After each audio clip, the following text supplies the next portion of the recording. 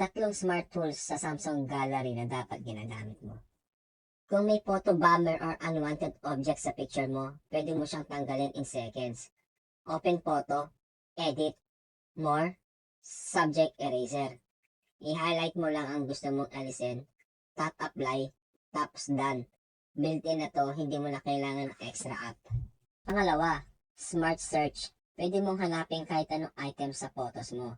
Type mo lang, dog, food, receipt, sunset, kahit blue shirt. AI ang nagtatag sa object at scene, kaya mabilis mong mahahanap kahit lumang pictures. Pangatlo, text extraction. Kung may picture ka ng notes, documents, or screenshot, pwede mong i-copy yung text.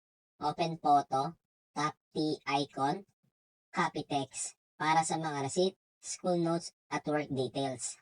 Tatlong smart tools, lahat built-in sa Samsung Gallery. Simple, clean, at sobrang useful.